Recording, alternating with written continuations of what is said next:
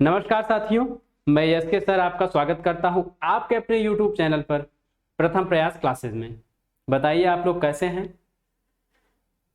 कई क्लासें हमारी हो चुकी हैं और आज की क्लास में आप लोगों को कुछ महत्वपूर्ण तथ्य भी मिलेंगे। प्रश्न तो आप लोगों को मिल ही रहे हैं। कल कुछ लोगों ने कमेंट करके हमको बताया कि सर PDF में दूसरी भेज दीजिए, प्रश्नमाला 3 भेज दीजिए। तो आज मैं बताना चाहता हूं कि 2 दिन की प्रश्नमाला का एक PDF बन रहा है, यानी एक दिन 60 प्रश्न हल कराए जा रहे हैं और दूसरे दिन 65 प्रश्न हल कराए जा रहे हैं और दोनों दिन के प्रश्नों को मिलाकर के एक प्रश्नमाला बन रही है, यानी एक टोटल एक प्रैक्टिस सेट बन रहा है 125 क्वेश्चन का, जिस पैटर्न पे आपका एग्जाम होना है। ऐसा इसलिए किया जा रहा है कि 125 प्रश्नों को एक दिन में हल करा पाना संभव नहीं है, यानी कि समय की सीमा को ध्यान में रखते हुए ऐसा करना पड़ रहा है। इसलिए आप लोग 2 क्लास को एक क्लास समझ करके प्रैक्टिस सेट जो आपको PDF मिल रहा है उसको हल करेंगे और खुद की आजमाइश करेंगे। क्लास खत्म होने के बाद आप लोग उस वीडियो को बार बार देखेंगे ताकि वो आपको कंठस्थ हो जाए, आपके दिमाग में बैठ जाए। कई छात्रों ने कहा कि सर ये बहुत उपयोगी है क्योंकि खाना बनाते समय या अन्य कोई कार्य करते समय भी यह देखा जा सकता है।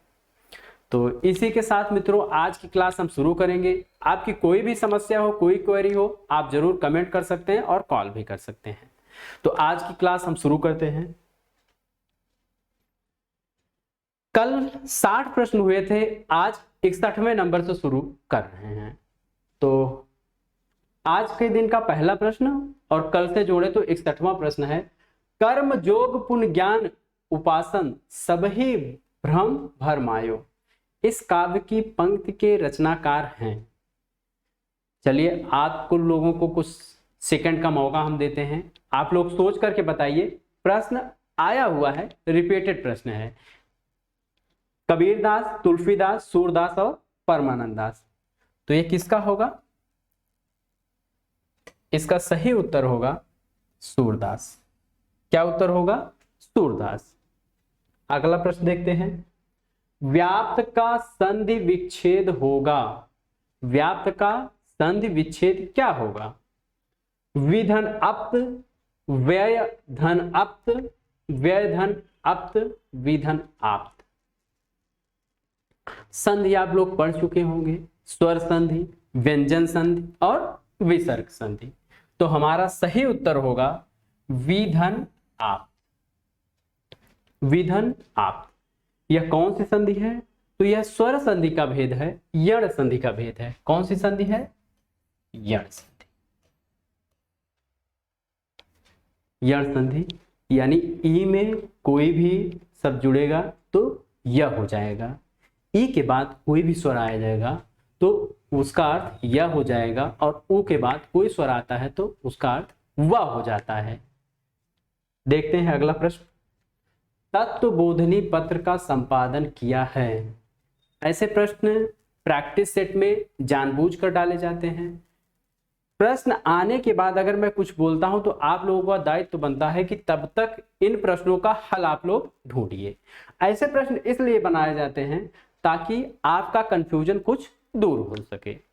तो तत्वबोधिनी पत्र का संपादन, इसका संपादन राजा लक्ष्मण सिंह ने किया था। किसने किया था? राजा लक्ष्मण सिंह ने। और भारतेंदु हरिश्चंद्र ने इसी से मिलते जुलते नाम बाल बोधिनी का संपादन किया था। किसका संपादन किया था? बाला बोधिनी। बाला बोधिनी का संपादन किया 1974। ये 1874 होगा, 1874 में। ध्यान दीजिएगा, स्त्रियों की शिक्षा के लिए हरिश्चंद्र ने इस पत्र का संपादन किया था। कहीं कहीं बाल बोधिनी भी लिखा मिलता है तो आप लोग परेशान मत होना। इंदुमती किसकी छाया मानी जाती है? इंदुमती किसकी छाया मानी जाती है? बड़ा ही महत्वपूर्ण प्रश्न है। अथोलो की, मैकबेथ की, टेम्पेस्ट की, मर्चेंट ऑफ वेनिस की। तो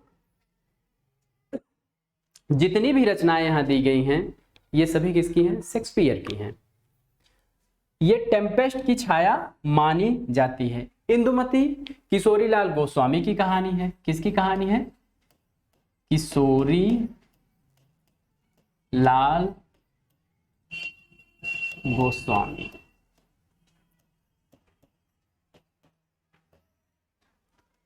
इंदुमती किशोरीलाल गोस्वामी की कहानी है। 1900 ईस्वी में यह सरस्वती पत्रिका में छपी और हिंदी की पहली कहानी मानी जाती है, लेकिन आधुनिक खोजों के आधार पर इसको टेम्पेस्ट की छाया मानकर पहली कहानी मानने से इनकार कर दिया गया है।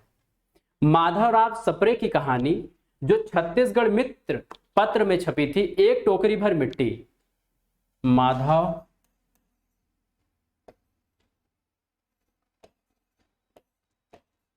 माधवराव सप्रे, इनकी एक कहानी है एक टोकरी भर मिट्टी।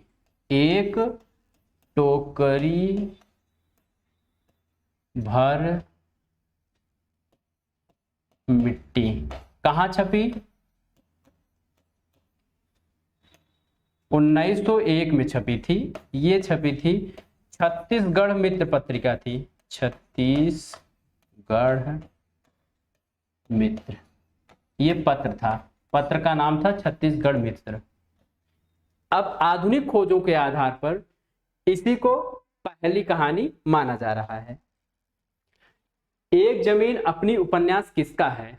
एक जमीन अपनी, तो एक जमीन अपनी किसका है? चित्रा मुद्गल, उषा प्रेमवता, मंजुल भगत और मन्नू भंडारी। जल्दी से अपना उत्तर आप लोग बताइए कि एक जमीन अपनी किसका है? तो एक जमीन अपनी चित्रा मुद्गल का है। किसका है? चित्रा मुद्गल का है। एक जमीन अपनी आवा, गिलगडू और पोस्ट बॉक्स नंबर 203 नाला सुपारा। ये प्रश्न आ चुका है कि एक जमीन अपनी किसका उपन्यास है। अब देखिए थोड़ा मन्नू भंडारी बारे में भी जानते हैं। एक इंच मुस्कान, एक इंच मुस्कान जो कि इन्होंने राजेंद्र यादव के साथ जो है मिलकर लिखा हुआ था। दूसरा है महाभोज, महाभोज और आपका बंटी। एक इंच मुस्कान, महाभोज, आपका बंटी ये मन्नू भंडारी का है। इनका क्या है? 55 खंभे लाल दीवारें।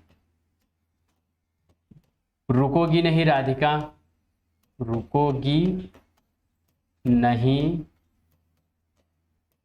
राधिका। कबीर भय उदास, नदी, ये सब उषा प्रियमदा की उपन्यास हैं। मंजुल भगत अनारो,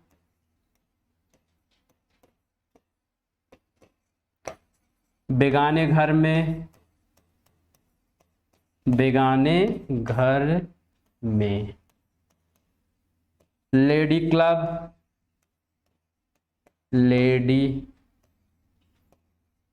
क्लब, गंजी, गंजी, खातुल।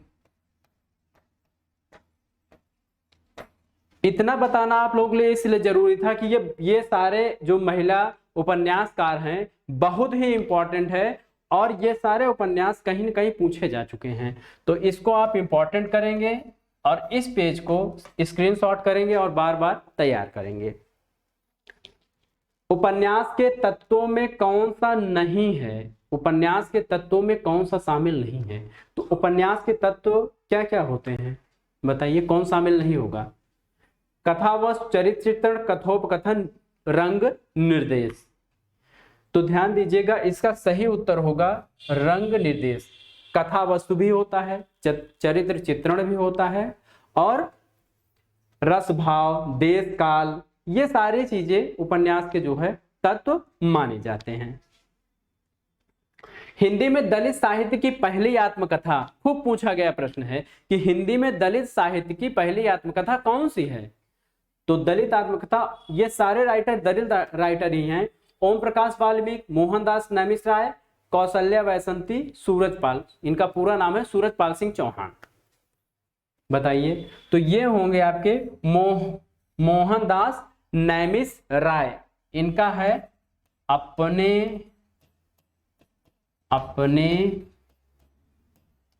पिंजरे। मोहनदास नैमिष राय की आत्मकथा है अपने अपने पिंजरे। ओम प्रकाश वाल्मीकि का क्या है, इनका है जूठन। कौशल्या बैसंती, ये ध्यान रखिएगा, पहली महिला दलित आत्मकथा लेखिका हैं, पहली महिला दलित आत्मकथा लेखिका हैं। इनका है दोहरा अभिशाप, इनकी आत्मकथा है दोहरा अभिशाप। और ये क्या है, पहली दलित महिला आत्मकथा लेखिका।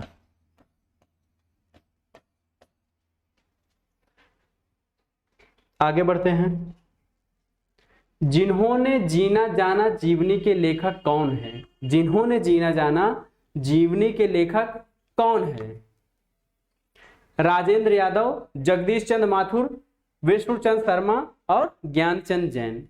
इसका उत्तर आप लोग बताइए, बहुत ही फेमस है। इसमें 12 प्रसिद्ध लोगों की जीवनियां दी गई हैं। इतना मैंने आपको बता दिया कि 12 फेमस लोगों की, अलग अलग क्षेत्र से 12 लोगों की जीवनियां इसमें शामिल की गई हैं। इसका सही उत्तर है जगदीश चंद्र माथुर। अगले प्रश्न की ओर बढ़ते हैं। निम्नलिखित में से कौन तत्सम शब्दों की जोड़ी गलत है? तत्सम शब्दों की जोड़ी गलत है। कर्म विद्या ए ऑप्शन, बी ऑप्शन दधि भात, सी ऑप्शन मत्स्य मृग और डी ऑप्शन ज्ञान क्षेत्र।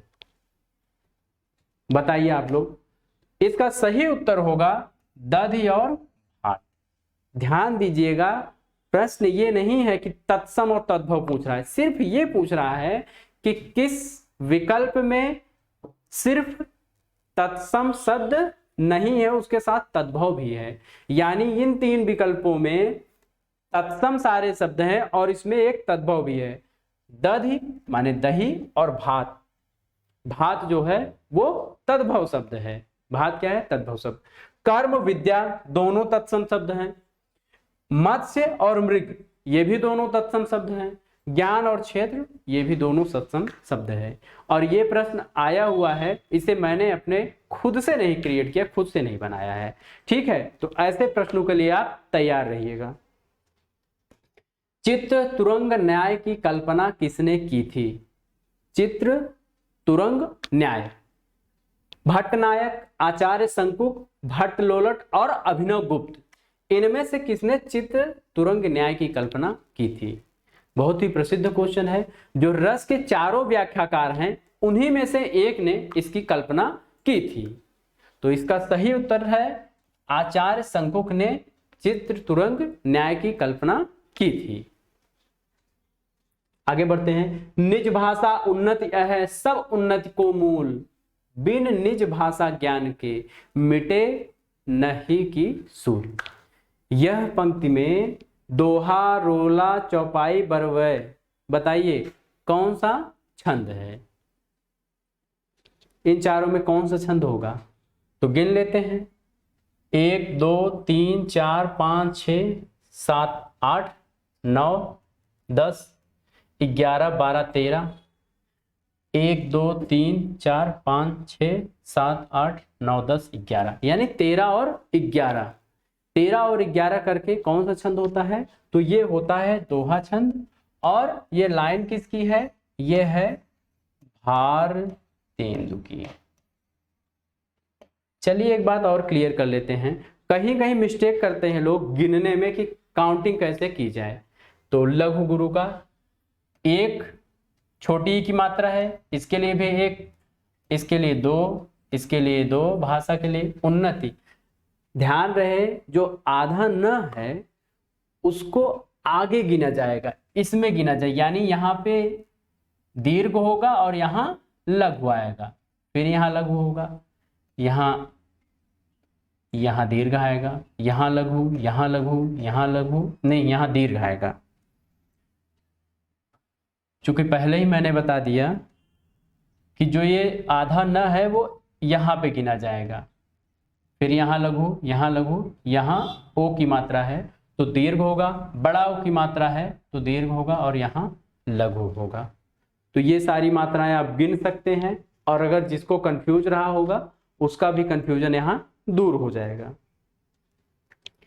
काव्य शोभाया कत्तारो धर्मा गुणा, इसका अर्थ मैं बता देता हूं कि काव्य के शोभा कारक धर्म गुण है। यह काव्य गुण की परिभाषा है। अब यह कथन किसका है? भामा का है कि दंडी का है कि मम्मट का है कि वामन का है? बताइए आप लोग। इसका सही उत्तर होगा वामन। क्या उत्तर होगा इसका? इसका सही क्या उत्तर होगा? इसका सही उत्तर वामन होगा। इन्होंने कितने गुण माने थे काव्य के? बताइए आप लोग। 20 गुण माने थे। काव्य गुण कितने माने थे? 20। चलिए आगे बढ़ते हैं। आवा पंथ की स्थापना किसने की थी? सुंदरदास, संत सिंगा, अक्षर अनन्य, तुलसी साहिब। इन चारों में से किसने आवा पंथ की स्थापना की थी? यह प्रश्न टीजीटी में आया हुआ है, इसीलिए बहुत महत्वपूर्ण है आप लोगों के लिए। तो आवा पंथ की स्थापना संत सीगा ने की थी। किसने की थी? संत सीगा ने की थी। अपिबद्ध धातु रूप में कौन सा अलंकार है? अपिबद्ध धातु रूप में कौन सा अलंकार नहीं बल्कि लकार होना चाहिए। यहाँ पे ये गलत प्रिंटेड है, लकार होना चाहिए। लट लंग लकार, लट लकार, लोट लकार और लुट लकार। तो मैंने पहले ही बताया था कि शब्द रूप और धातु रूप को आप धीरे धीरे करके याद करते चलेंगे। लट लकार वर्तमान काल, लंग लकार भूतकाल, लोट लकार आज्ञा के अर्थ में प्रयोग होता है, लिट लकार भविष्य के अर्थ में होता है। तो अविपद का धातु रूप में क्या होगा? लंग लकार होगा। अगर लग जाए, ये भी एक ट्रिक है, आप लोग ध्यान रखिएगा। लंग लकार का मतलब भूतकाल होता है और भूतकाल में अगर लग जाए तो अ से शुरू होगा तो ज्यादातर क्या होगा? लंग लकार ही होता है। सोया हुआ जल किसका उपन्यास है? सोया हुआ जल, बताइए। सोया हुआ जल किसका उपन्यास का? उदय शंकर भट्ट, सर्वेश्वर दयाल सक्सेना, गोविंद मिश्र, इनमें से कोई नहीं। तो सोया हुआ जल सर्वेश्वर दयाल सक्सेना का काफी फेमस उपन्यास है, वो सोया हुआ जल। आगे देखते हैं। गोरखनाथ का समय 11वीं शताब्दी किसने माना है? ऐसा प्रश्न एक आ गया था 2011 के टीजीटी में। उसमें पीजीटी में पूछा गया कि गोरखनाथ का समय किसने माना 11वीं शताब्दी। तो ये किसने माना? राहुल फांकृत्यायन, हजारी प्रसाद द्विवेदी, रामचंद्र शुक्ल, पीताम्बर दत्त हरद्वार। थोड़ा ट्रिक यहाँ पे बताएंगे आपको और सबका हम डिटेल देंगे तो आपको अच्छे से याद हो जाएगा। राहुल फांकृत्यायन ने 845 ईस्वी माना है, 845 ईस्वी माना है। हजारी प्रसाद द्विवेदी 9वीं शताब्दी मानते हैं, 9वीं शताब्दी मानते हैं। और रामचंद्र शुक्ल 13वीं शताब्दी मानते हैं। क्या मानते हैं? 13वीं शताब्दी। पीताम्बर दत्त भरद्वाज क्या मानते हैं? 11वीं शताब्दी, 11वीं शताब्दी।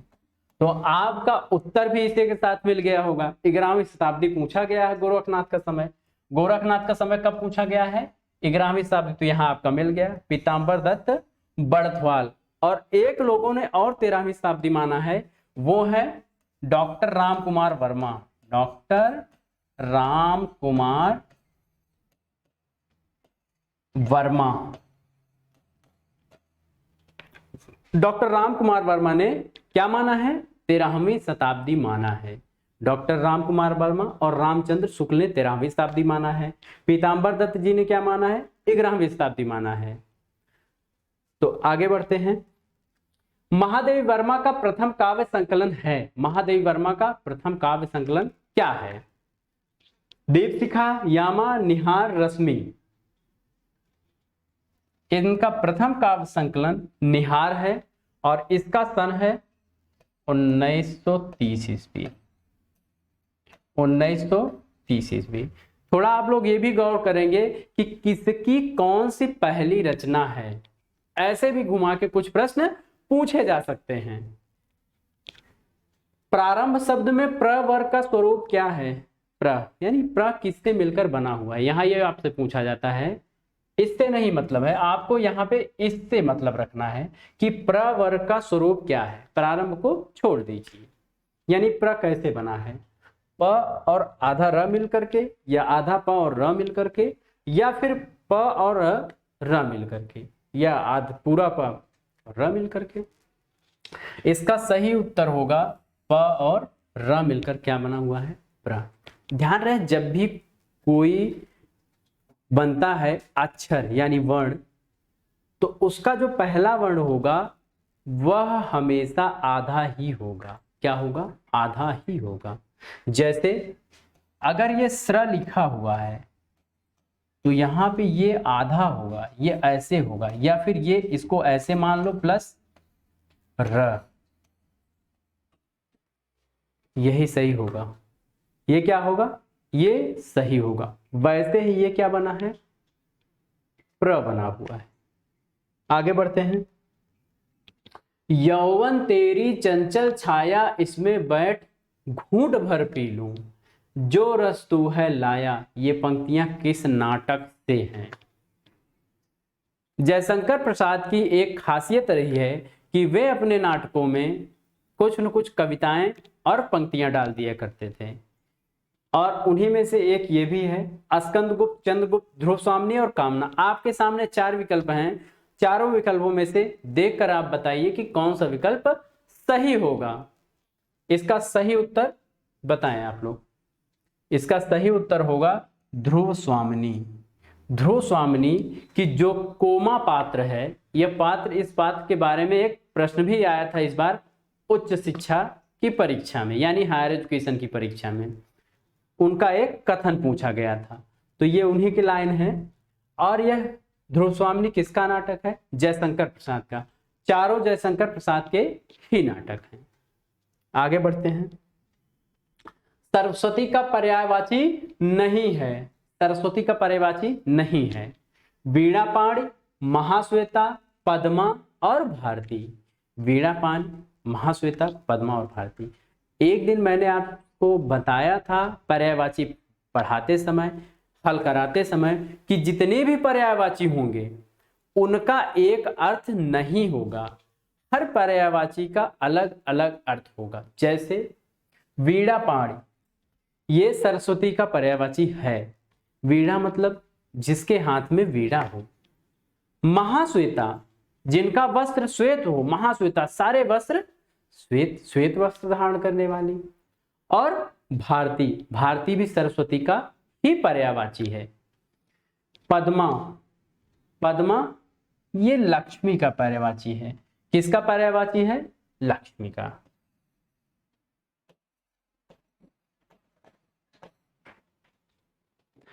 अगला प्रश्न है, निम्नलिखित में से कौन सा नाटक सुरेंद्र वर्मा का नहीं है?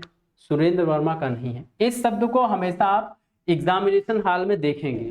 यहाँ पर सिर्फ आप प्रैक्टिस नहीं कराया जा रहा है, बल्कि हर विधा से परिचित कराया जा रहा है कि आप एग्जाम को कैसे फेस करेंगे, कैसे वहां सबसे अच्छा अपना प्रदर्शन कर सकेंगे। तो निम्नलिखित में से कौन सा नाटक सुरेंद्र वर्मा का नहीं है? छोटे सैयद, बड़े सैयद, द्रौपदी, बादशाह गुलाम बेगम, सेतु बंधु। तो छोटे सैयद, बड़े सैयद, यह भी उनका नाटक है। द्रौपदी भी है, सेतु बंधु भी है, नायक खलनायक विदूषक भी है, एक दूनी दो, ऐसे करके कई नाटक हैं। बादशाह गुलाम बेगम जो है यह किसका नाटक है? यह गिरिराज किशोर का नाटक है। गिरिराज किशोर का नाटक। आगे बढ़ते हैं। मत्याम शब्द में रूप है मत्याम, मति मत्या मत्या मत्या, यानी मति का ये रूप पूछा जा रहा है कि मत्याम शब्द रूप क्या होगा। मत्याम, तो इसका रूप होगा मति मति मत्या मत्या मत्या मत्या मत्याम, यानी मति शब्द का एक वचन और सप्तमी होगा। क्या होगा? एक वचन सप्तमी होगा। साथियों, ये सारे जो प्रश्न आपको बताए जाते हैं ये सीधा बोर्ड से देख के ही आपको बताए, इसके लिए कोई हमारे पास आंसर की नहीं होती। इसीलिए अगर इस तरीके के प्रश्न आते हैं तो हमको भी एक वचन, द्विवचन, बहुवचन तीनों को अपने मन में या आपके सामने बोल करके तब इसका उत्तर हमें देना होता है। तो इसका सही उत्तर होगा मति शब्द के सप्तमी एक वचन का। आगे बढ़ते हैं। बीसल देव रासो के किस खंड में राजमती का विरह वर्णन है? बीसल देव रासो के किस खंड में? प्रथम खंड, द्वितीय खंड, तृतीय खंड और चतुर्थ खंड। तो बीसल देव रासो आप लोग पता करिए किस खंड का है, तब तक मैं बताता हूं कि बीसल देव रासो किसकी रचना है। नरपति नाथ। बड़ी समस्या है रासो साहित्य में। पृथ्वीराज रासो, बीसल देव रासो जितने सब एक दूसरे से एक तरीके के लगते हैं तो उनके रचनाकार याद करने में दिक्कत होती है। तो जैसे जैसे प्रश्न आएगा मैं उनके रचनाकारों को भी बताता जाऊंगा। बीसल देव रासो जो है उसके रचनाकार हैं नरपति नाथ और ये चार खंड में हैं। पहले खंड में राजमती और बीसल देव इनके विवाह का वर्णन है। दूसरे में रूठने का वर्णन है, रूठ कर कहाँ चले जाते हैं? उड़ीसा 1 वर्ष के लिए चले जाते हैं। तीसरे खंड में राजमती का वियोग वर्णन है और चौथे खंड में पुनर्मिलन है, यानी कि आपका उत्तर तृतीय होगा। पहले खंड में विवाह, दूसरे खंड में रूठ कर, यानी राजा जो हैं बीसल देव वो क्या करते हैं? वो उड़ीसा चले जाते हैं 1 वर्ष के लिए। ये ध्यान देने वाली बात है।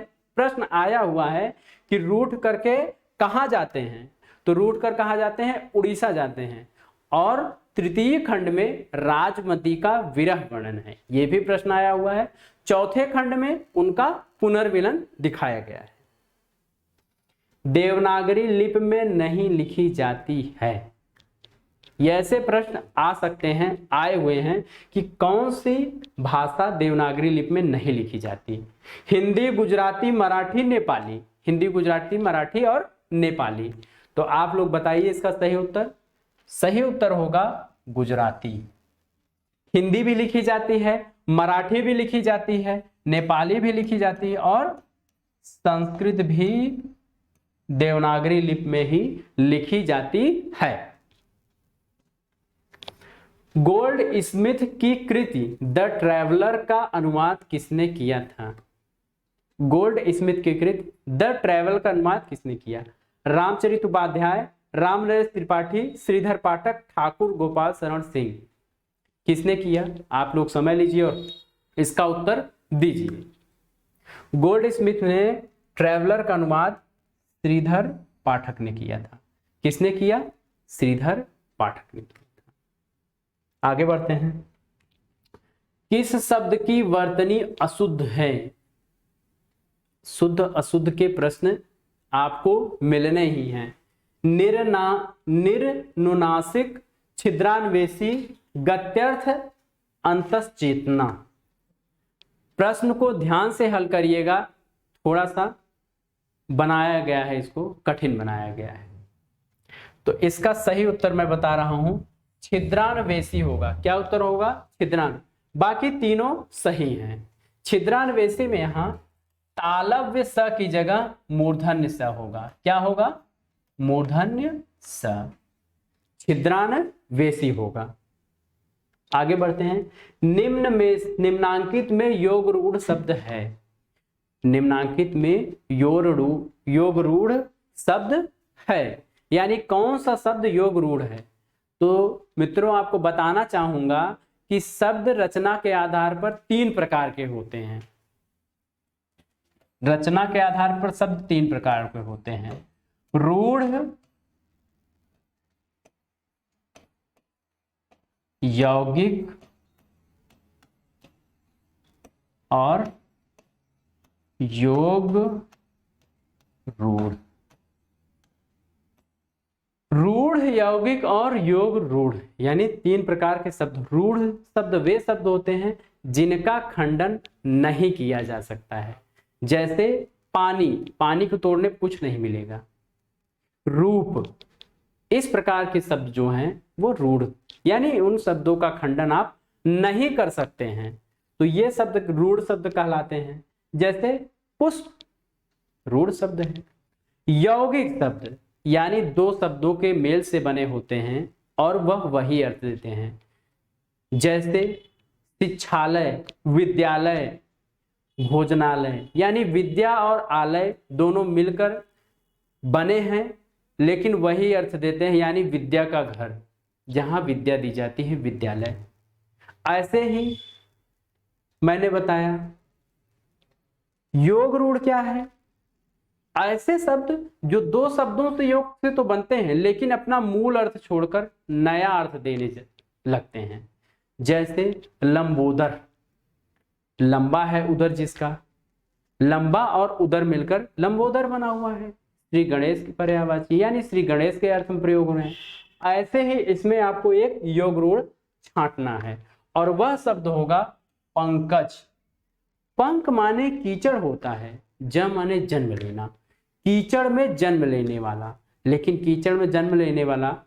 पंकज शब्द कमल के लिए रूढ़ हो गया है, यानी कमल के लिए प्रयोग में लाए, यानी अपना अर्थ छोड़कर एक नया अर्थ दे रहा है, इसलिए योग रूढ़ शब्द क्या होगा, पंकज होगा। अगला प्रश्न देखते हैं। मुरारी और नरगिस के प्रेम पर आधारित उपन्यास है। मुरारी और नरगिस यानी पात्र पूछ रहा है कि ये पात्र किस उपन्यास में है। आदर्श दंपति, पाप और पुण्य, चंद हसीनों के खतूत और सत्याग्रह, इनमें से किसमें जो है ये दोनों पात्र हैं, प्रेमी प्रेमिका हैं। तो इसका सही उत्तर है चंद हसीनों के खतूत। और ये किसका है, ये पांडे बेचन शर्मा उग्र जी का है। किसका है, यह उग्र जी का है। अगला प्रश्न है रेखा चित्र किसका रेखा चित्र है। बड़ा ही मजेदार प्रश्न है कि रेखा चित्र किसका रेखा चित्र है। रेखा चित्र किसका रेखा चित्र है, इसका उत्तर आप लोग दीजिए। बनारसी दास चतुर्वेदी, जगदीश चंद्र माथुर, श्रीराम शर्मा, देवेंद्र सत्यार्थी। तो साथियों ध्यान रहे रेखा चित्र जो है ये बनारसी दास चतुर्वेदी का रेखा चित्र है, यानी कोई टेक्निकलिटी नहीं, रेखा चित्र नाम से इन्होंने अपना रेखा चित्र लिखा हुआ है। जैसे डॉक्टर राजेंद्र प्रसाद ने आत्मकथा नाम से अपनी आत्मकथा लिखी थी। शेष महेश गणेश दिनेश सुरेश जानी निरंतर गावे में पंक्ति हैं, यानी गावे पंक्ति किसकी है। तो यह पंक्ति किसकी है, सूरदास, नंददास, रसखान और परमानंद दास। बड़ी ही फेमस लाइन है, अलंकार में खूब पूछा जाता है कि कौन सा अलंकार है। तो यह है रसखान की लाइन है। किसकी पंक्ति है, रसखान की पंक्ति है। और अगर आपसे अलंकार पूछ लिया जाए तो यह कौन सा अलंकार है, अनुप्रास अलंकार है। अनुप्रास वर्णों की आवृत्ति बार बार हो रही है, स स स स स, यानी स वर्ण की आवृत्ति कितनी ही बार हुई है, तो इसीलिए यहाँ पे कौन सा अलंकार हो रहा है, अनुप्रास अलंकार। जयशंकर प्रसाद का सर्वप्रथम नाटक है। जयशंकर प्रसाद का सर्वप्रथम नाटक कौन सा है, बताइए आप लोग। तो जयशंकर प्रसाद का सज्जन भी है, वैशाख, चंद्रगुप्त और स्कंदगुप्त। जयशंकर प्रसाद का ये चारों नाटक हैं। इसमें सज्जन इनका पहला नाटक है। सज्जन, इसका डेट भी आप लोग ध्यान रखिएगा, 1910 ईस्वी। आगे देखते हैं। सिकंदर लोदी ने किसके कहने पर कबीर को जंजीर से बांधकर गंगा में डुबोया था। प्रश्न आया हुआ है, सभी लोग परिचित भी हैं, परिचित हैं तो इसका उत्तर बताइए। गुलाम हसनैन, मोहम्मद शाह, शेख तकी और शेख फिदा हुसैन। इसका सही उत्तर है शेख तकी।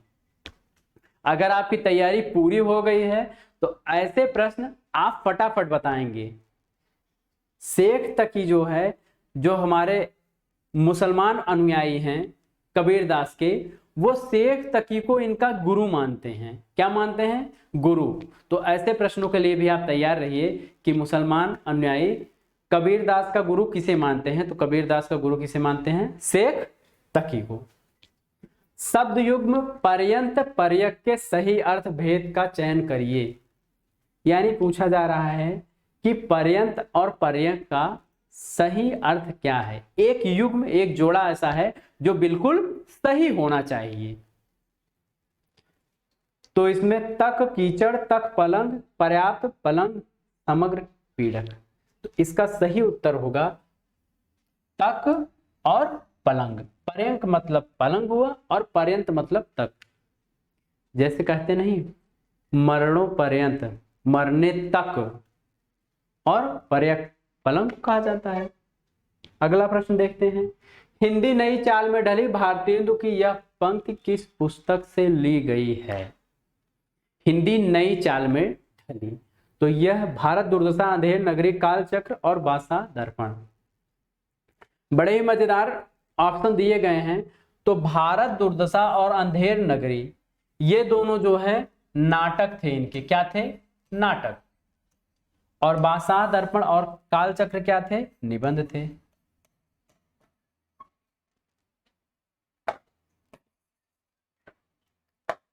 निबंध, निबंध। अब तक आप लोग उत्तर खोज लिए होंगे। इसका सही उत्तर होगा कालचक्र। और यह कब छपा? 1800, इसको 18 बना लीजिए, 1873 ईस्वी में कालचक्र में हिंदी नई चाल में ढली यह लिखा गया था। अब एक प्रश्न इसी के साथ और बता दे रहे हैं। हिंदी नई चाल में नहीं ढली, यह किसका कथन है? इसको थोड़ा विस्तृत करते हैं। हिंदी नई चाल में नहीं ढली। बताइए आप लोग सोच करके। एक नया प्रश्न हमने बना दिया। आपने पढ़ा हिंदी नई चाल में ढली, तो ये भारतेंदु हरिश्चंद्र का है। किसका है? भारतेंदु हरिश्चंद्र का, हरिश्चंद्र का। कालचक्र में छपाया। और अब मैंने प्रश्न एक और नया बना दिया कि हिंदी नई चाल में नहीं ढली, यह किसका कथन है? यह कथन है डॉक्टर रामविलास शर्मा का। रामविलास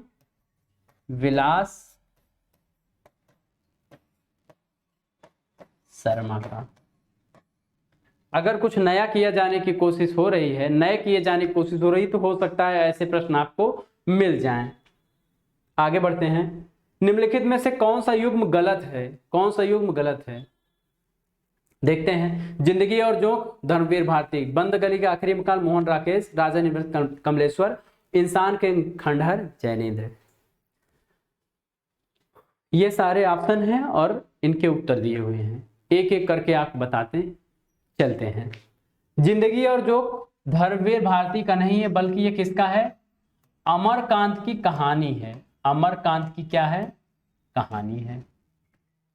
बंद गली का आखिरी मकान, ये मोहन राकेश का नहीं है, बल्कि ये धर्मवीर की कहानी है। किसकी कहानी है? धर्मवीर की कहानी है। धर्मवीर भारती की कहानी है। राजा निर्बंसिया, ये कमलेश्वर की कहानी है। बिल्कुल सही है, यही आपका उत्तर भी है।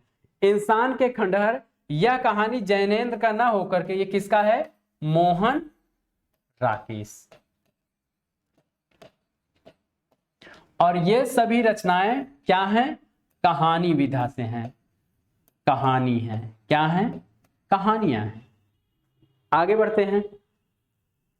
तुलसीदास की भक्ति किस प्रकार की है? ऐसे प्रश्न पूछे जा रहे हैं, जाते रहे हैं कि तुलसीदास की भक्ति किस प्रकार की है। तो तुलसीदास जो है दास्य भाव की भक्ति रखते थे। अपने को ईश्वर का क्या मानते थे? दास मानते थे। वात्सल्य अगर पूछा जाए तो वात्सल्य सूरदास की भक्ति है।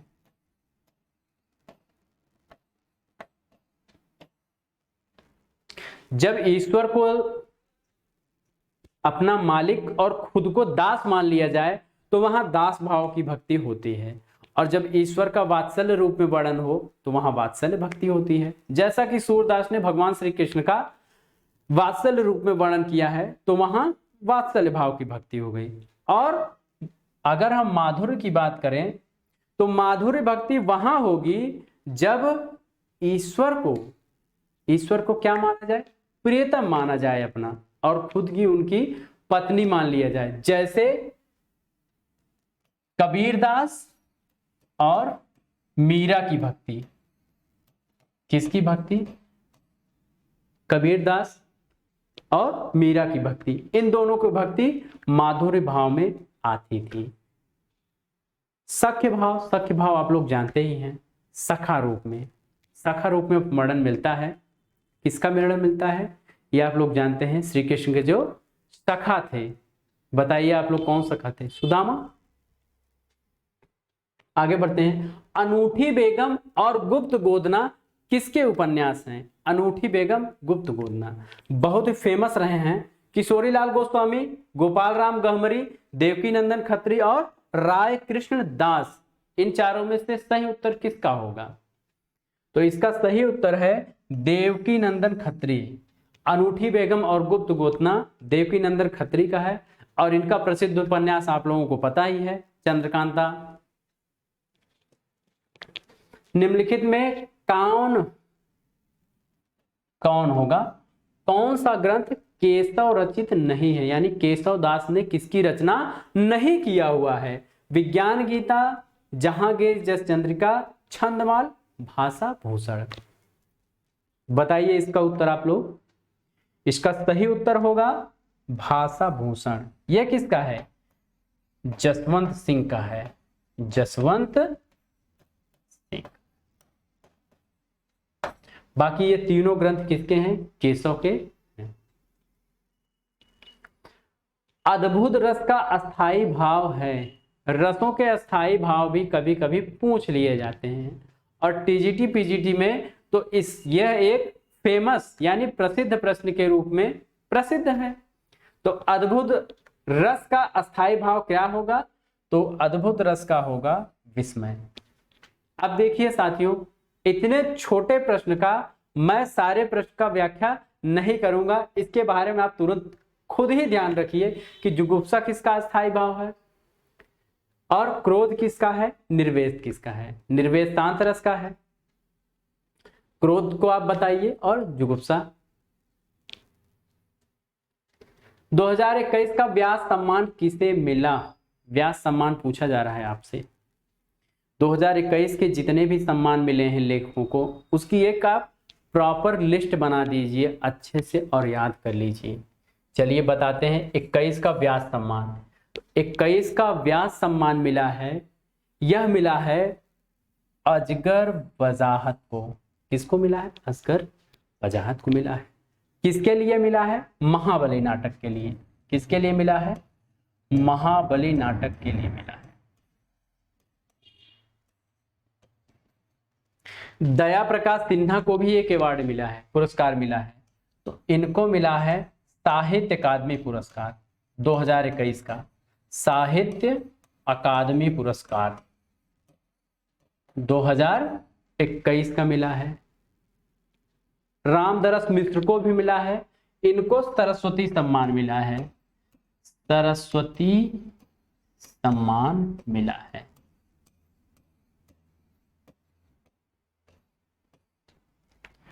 दामोदर मौजो को क्या मिला है? ज्ञानपीठ पुरस्कार मिला है, ज्ञानपीठ।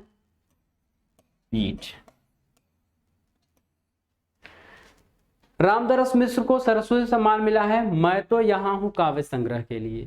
सम्राट अशोक के लिए दया प्रकाश सिन्हा को मिला है, और दामोदर मौजो जो हैं वो कोंकणी लेखक हैं, उनके संपूर्ण कृतियों के ऊपर उनको ज्ञानपीठ पुरस्कार मिला है। तो ये बात याद रखिए। और आप लोग कॉपी और कलम लेके बैठा करिए और जो चीजें महत्वपूर्ण हो उसको वहीं पर लिख लिया करिए। इससे आपका एक अच्छा नोट्स तैयार हो जाएगा। सूर सागर का सबसे मर्मस्पर्शी और वैवध्य पूर्ण अंश है, सबसे मर्मस्पर्शी, यानी संयोग श्रृंगार वर्णन, बाल वर्णन, प्रकृति वर्णन, भ्रमर गीत, इन चारों में कौन सा विकल्प सही होगा? बताइए आप लोग। इसका सही उत्तर होगा भ्रमर गीत। क्या होगा इसका सही उत्तर? इसका सही उत्तर होगा भ्रमर गीत। भ्रमर गीत सही उत्तर है इसका। आगे बढ़ते हैं। दिनकर की काव्य कृति रश्मरथी में रश्मरथी अंश है, तो रश्मरथी कौन है? तो रश्मरथी इसमें होगा कर्ण। कौन है? रश्मरथी है कर्ण। रश्मरथी आपसे पूछा जाता है कि दिनकर की कौन सी काव्य कृति है जो कर्ण के जीवन पर आधारित है, ऐसे प्रश्न पूछा जाता है। तो कर्ण के जीवन पर रश्मरथी आधारित है। शत्रु मेरा बन गया है छल रहित व्यवहार मेरा, उक्त पंक्ति किस कृति से ली गई है? शत्रु मेरा बन गया है छल रहित व्यवहार मेरा।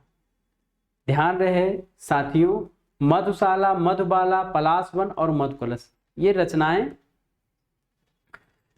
किसकी है? हरिवंश राय बच्चन की। हरिवंश राय बच्चन की। और किससे लिया गया है? मधु कलश से लिया गया है। किससे लिया गया है? मधु कलश से। जॉर्ज ग्रियर्सन ने हिंदी साहित्य के इतिहास को कितने भागों में बांटा है?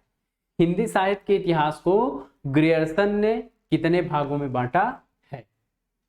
सबसे पहले कालखंड का प्रयास ग्रियर्सन ने ही किया, तो यह 11 खंडों में है। कितने खंडों में है? 11 खंडों में है। नुक्कड़ नाटक के जनक हैं। नुक्कड़ नाटक। नुक्कड़ नाटक क्या होता है? आप लोग देखते हैं अधिक से अधिक लोगों में अपनी बात को पहुंचाने के लिए, जनता को जागरूक करने के लिए जो छोटे छोटे समुदाय हैं, संगठन हैं, वो क्या करते हैं? जगह जगह गलियों में और नुक्कड़ पर छोटे छोटे नाटक प्रस्तुत करते हैं। उसी को क्या कहा जाता है? नुक्कड़ नाटक। और इस विधा के जनक यानी इस परंपरा को जन्म देने वाले सफदर हाशमी जी हैं। कौन है? सफदर हाशमी जी हैं। इनमें से कौन विट्ठलनाथ का शिष्य नहीं है? विट्ठलनाथ का कौन शिष्य नहीं है? परमानंद दास, छीत स्वामी, चतुर्भुज दास और नंददास। एक प्रश्न आपको यहां से जरूर मिलेगा अष्टछाप के कवियों से। तो अष्टछाप के कवि मैं एक बार लिखवा दे रहा हूं। अष्टछाप के कवि, वल्लभाचार्य के 4 कवि हैं इसमें शिष्य। वल्लभाचार्य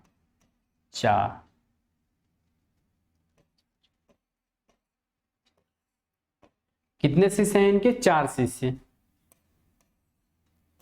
कुंभन दास, सूरदास, परमानंद दास, परमानंद दास,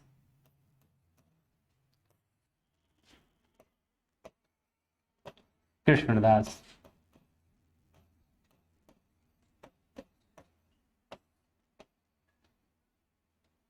चार शिष्य जो हैं किसके हैं? वल्लभाचार्य के। और 4 शिष्य जो हैं वो विट्ठलनाथ के हैं। किसके हैं?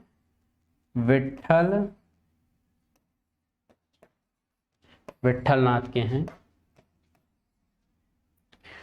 कुंभन दास, सूरदास, परमानंद दास और कृष्णदास। गोविंद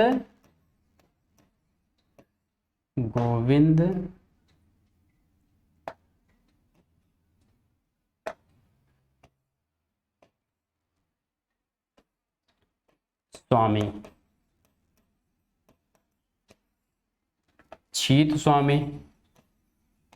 छीत स्वामी,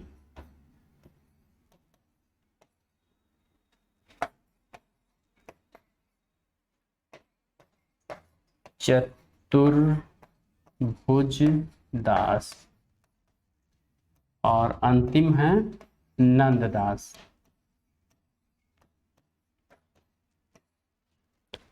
तो 4 शिष्य जो है वल्लभाचार्य के हैं, कुंभन दास, सूरदास, परमानंद दास, कृष्णदास, और 4 शिष्य विट्ठलनाथ के हैं, गोविंद स्वामी, क्षीर स्वामी, चतुर्भुज दास और नंददास। इन 8 शिष्यों को मिलाकर अष्टछाप की स्थापना की गई और अष्टछाप की स्थापना विट्ठलनाथ ने 1565 में की थी। विट्ठलनाथ ने कब की थी? 1565 ईस्वी में की थी। इसका एक छोटा सा सूत्र है, आप याद रखिएगा, उसी क्रम से याद रखिएगा, कभी भी आपको भूलेगा नहीं। यह कवियों के जन्म के अनुसार भी क्रम है। तो यहां मैं लिखवा दे रहा हूं, यहां ऊपर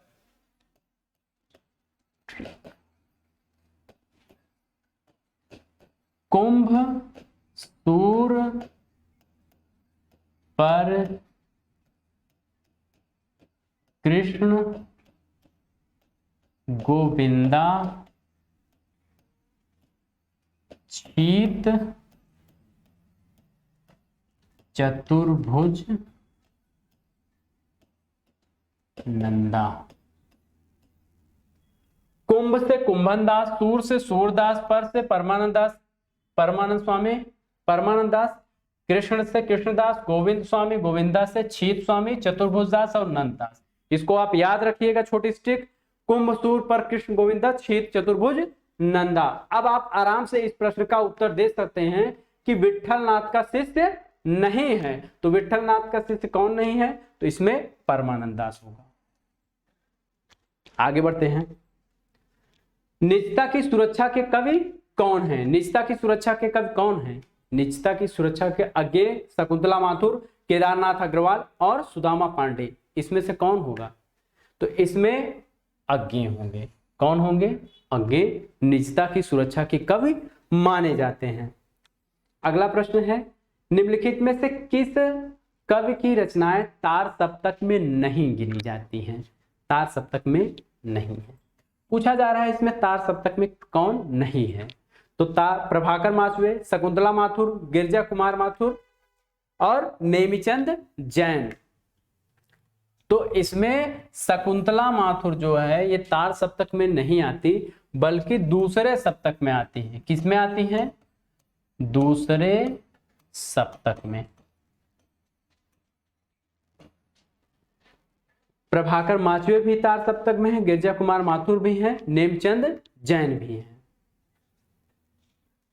अगला प्रश्न है, लालचीन उपन्यास के लेखक हैं। लालचीन उपन्यास के लेखक हैं। लालचीन किसका है? ब्रजनंदन सहाय, लाला सीताराम, लाला श्रीनिवास दास, श्रीपत राय। इनमें से किसका है बताइए? तो यह ब्रजनंदन सहाय का उपन्यास है। किसका है? ब्रजनंदन सहाय का है। किस कवि को अभिनय जयदेव के नाम से जाना जाता है? अभिनय जयदेव के नाम से किसे जाना जाता है? विद्यापति, भवभूत, नरसिंह मेहता और रविदास। इनमें से किसे अभिनव जयदेव के नाम से जाना जाता है? तो इसका सही उत्तर होगा विद्यापति। और एक जानकारी आपको देना चाहता हूं कि हिंदी साहित्य में सर्वाधिक उपाधियां अगर किसी को दी गई हैं तो वो कौन है? विद्यापति ही हैं। कौन है? विद्यापति हैं। भक्ति द्राविड़ उपजी, लाए रामानंद, प्रगट करी कबीर ने, सप्तदीप नवखंड। सप्तदीप नवखंड किसकी पंक्ति है? श्याम सुंदर दास, धीरेन्द्र वर्मा, शैलेश मटियानी, डॉक्टर सत्येंद्र। बताइए किसका है? सुंदरदास का है या फिर धीरेन्द्र वर्मा या शैलेश मटियानी या सत्येंद्र का? तो साथियों यह प्रश्न डॉक्टर सत्येंद्र का है और इसे आप महत्वपूर्ण कर लीजिए। वेरी वेरी इंपॉर्टेंट है आप लोगों के लिए। आगे बढ़ते हैं। पाए महावर दैन को, नाइन बैठी आए, फिर जान महावरी, एड़ी मीड़त जाए। इसमें आपसे अलंकार पूछा गया है कि अतिशयोक्ति अलंकार है, भ्रांतिमान है, संदेह है या प्रतीप है।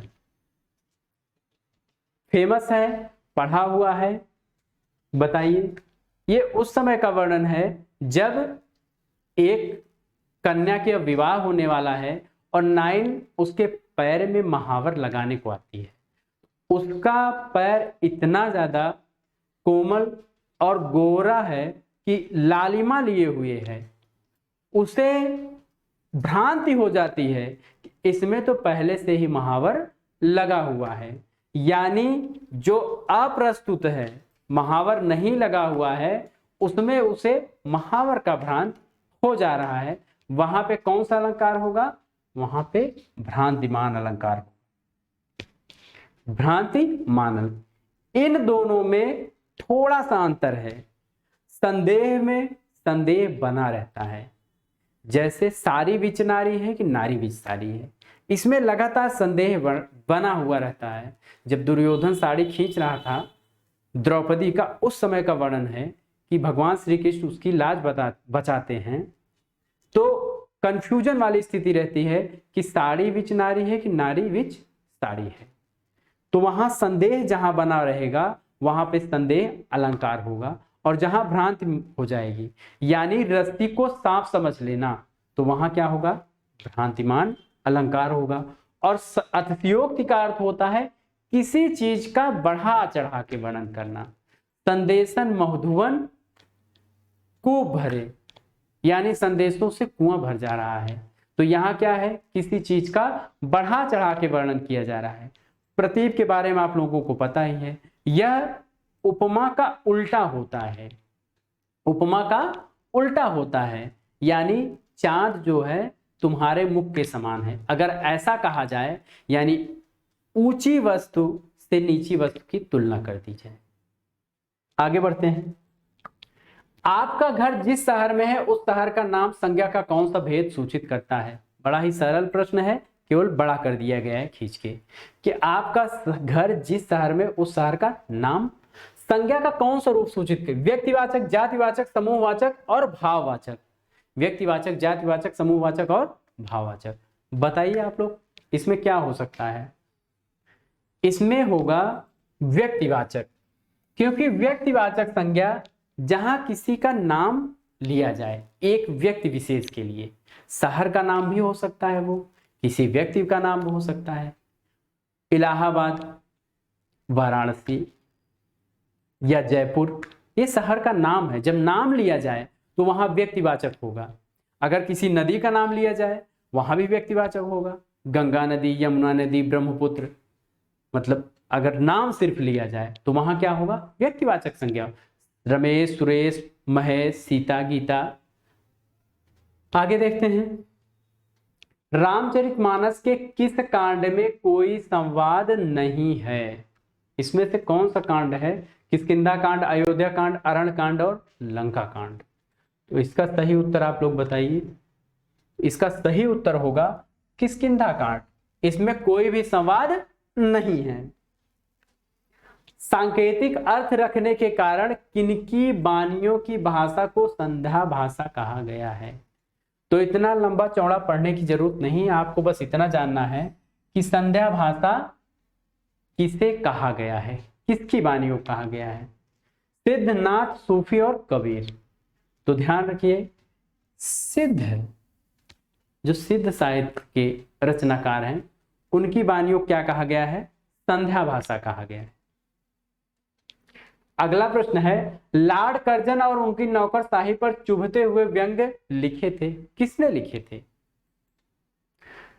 प्रताप नारायण मिश्र, भारतेंदु हरिश्चंद्र, चंद्रधर शर्मा गुलेरी और बाल मुकुंद गुप्त। इन चारों में कौन है जिन्होंने लॉर्ड कर्जन की व्यंग पूर्वक आलोचना की थी? तो ये हैं बाल मुकुंद गुप्त और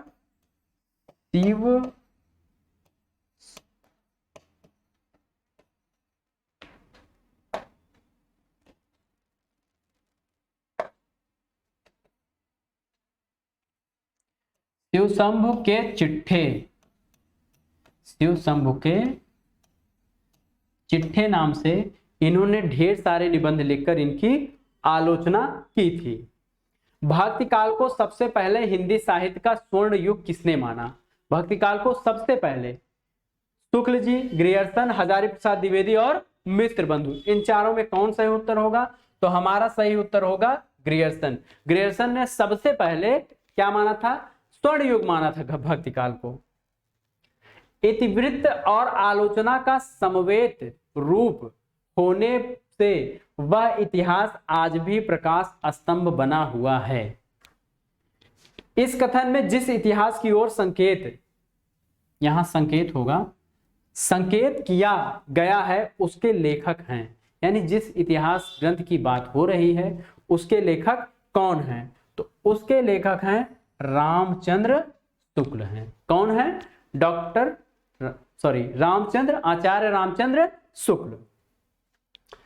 शांत रस को नव्य रस के रूप में किसने मान्यता दी? भरत मुनि, उद्भट, वामन और विश्वनाथ। ध्यान रहे, रसों के सबसे पहले उल्लेख भरत मुनि ने किया था और भरत मुनि ने 8 रस माने थे। कितने रस माने थे? 8 रस। और 9वें रस के रूप में उद्भट ने शांत रस को, किसको? शांत रस को 9वां रस माना और 9 रस सर्वमान्य रूप से माने जाते रहे हैं। निम्नलिखित में से कौन सी प्रवृत्ति संत काव्य में नहीं है? संत काव्य की कौन सी प्रवृत्ति नहीं है? गुरु की महिमा, बाह्य आडंबरों का खंडन, रहस्यवाद की भावना, वर्ण व्यवस्था का समर्थन। तो ध्यान रहे, गुरु की महिमा है, गुरु गोविंद दो खड़े काको लागए पाए, कबीर की लाइन है। बाह्य आडंबरों का खंडन इन्होंने किया था, काकर पाथर जोड़ के मस्जिद लय बनाए, यह भी इनकी लाइन है। और रहस्यवाद की भावना भी इनमें भरी हुई थी। जल में कुंभ, कुंभ में जल है, यह भी रचना कबीरदास की है। ये रहस्यवाद की ओर संकेत कर, लेकिन वर्ण व्यवस्था का इन्होंने समर्थन नहीं किया, बल्कि उसका विरोध किया है कि जाति पात पूछे नहीं कोई, हर क्या भजे सो हर क्या होई। भारतीय साहित्य की भूमिका के लेखक कौन हैं? भारतीय साहित्य की भूमिका, इसके लेखक कौन हैं? दूधनाथ सिंह, रामदरस मिश्र, रामविलास शर्मा, उपयुक्त में से कोई नहीं। चलिए इसका सही उत्तर आप लोग दीजिए। तो इसका सही उत्तर होगा रामविलास शर्मा। कौन होंगे? रामविलास शर्मा। गणेश शंकर विद्यार्थी रचित गांधी जी की जीवनी है। गणेश शंकर विद्यार्थी ने क्या लिखा? उन्होंने श्री गांधी के नाम से गांधी जी की जीवनी लिखी थी। किसके नाम से? श्री गांधी। यदि अकाल पुरुष गांधी की बात की जाए तो ये किसने लिखा है? जैनेन्द्र ने लिखा है। किसने लिखा है? जैनेन्द्र ने। बापू घनश्याम दास बिरला, घनश्याम दास बिरला, घनश्याम दास बिरला ने क्या लिखा? बापू नाम से लिखा। अकाल पुरुष गांधी जैनेन्द्र और श्री गांधी गणेश शंकर विद्यार्थी ने लिखा। दोपहरिया के फूल रचना है वृंदावन लाल वर्मा, दिनेश नंदिनी डालमिया, अशोक वाजपेयी या राजेंद्र अवस्थी। इनमें से किसका है दोपहरिया के फूल? इसका सही उत्तर है दिनेश नंदिनी डालमिया। क्या उत्तर होगा इसका? दिनेश नंदिनी डालमिया। अपभ्रंश शब्द का प्रयोग सर्वप्रथम किसने किया था? अपभ्रंश शब्द का प्रयोग सर्वप्रथम किसने किया था? इसका उत्तर बताइए। भामह, राजशेखर, भरत मुनि और पतंजलि। तो इस शब्द का सबसे प्रयोग पतंजलि ने किया था। किसने किया था? पतंजलि ने किया था। हमारे बाप दादा का देश आज हमारे हाथ से निकल गया और इस वक्त हम बेवतन हैं। यह किस कहानी से है?